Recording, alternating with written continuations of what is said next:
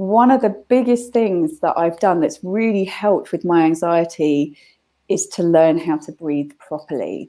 So learn that you actually need to stretch the muscles around your center, because I was getting my breath from my shoulders and my chest, and that was having an even worse effect on my anxiety. And then as soon as I learned how to, for example, release my diaphragm, which is something that you and I teach, where you learn to release a restricted part of your diaphragm. When I learned how to do that and then to breathe into my sides of my ribs laterally, that's when the panic attacks actually started to dial down quite substantially. So power to learning. Just a reminder to anyone who doesn't know what the diaphragm is. Diaphragm is that sheet muscle, which is the primary powerful breathing muscle. So you learn to control that. You get a lot of benefits, and we could talk about them for days and days, but this is one of them, dealing with anxiety. Because when you have anxiety, and I know this from experience of over the years, people are like, just breathe, just deep breaths. And it's like, but if you're not taking shit advice, it's like, cool, okay, I'm doing that, but it's not helping. I think it's sound advice, but it's from people that don't know how to breathe well. Do you know what I mean? It's like, just take a deep breath. Like even therapists are like, you just got to breathe deeply and take slow breaths. But it's like, and they don't know the anatomy of breathing. So it's like when you actually learn the anatomy of breathing and you know and understand how to breathe well, suddenly, I mean, it literally blew my head off when I learned that. It was like, why hasn't anyone taught this to me? I mean, it did. Did I say that? Literally blew my head. Oh, Jesus. So I'm not looking at the real Jude here. You've got some sort of transplant going on. No, it didn't literally blow my head off. It amazed me. and I know, silly. And it suddenly made sense. What everyone was saying, take a deep breath, take a deep breath. It's like if your deep breath feels lousy and everyone's telling you to calm down by taking deep breaths, and it's making you hyperventilate more because they don't know how to teach you how to take a deep breath. Exactly.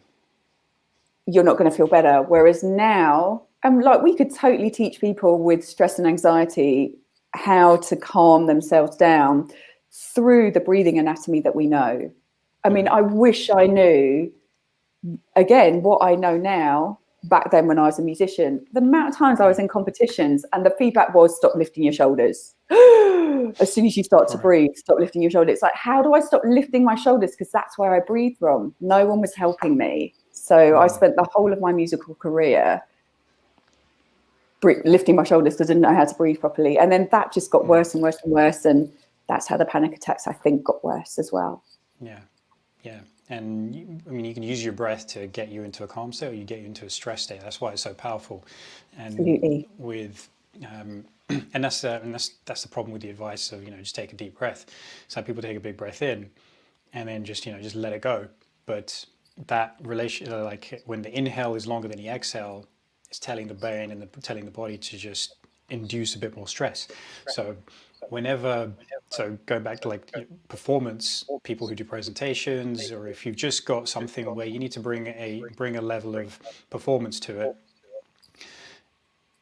you're like, all right, backstage or whatever it's going to be, you want to try and calm yourself down, and you just start, I'm going to take a deep breath. It's like, actually, that's not that good a thing for you to do. If you're going to take a deep breath, you're actually going to need to take a breath out, which is longer.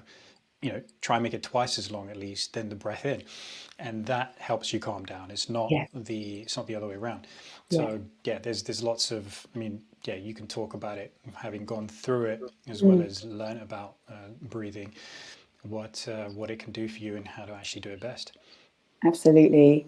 And I think it would do many musicians, it would do them well to learn that sort of breathing where it's slow breath in, longer breath out, learning where to take that breath into and how to control that breath out. I mean, not only is that going to make their playing more powerful because they're potentially breathing from the right place, and then they've got more stamina.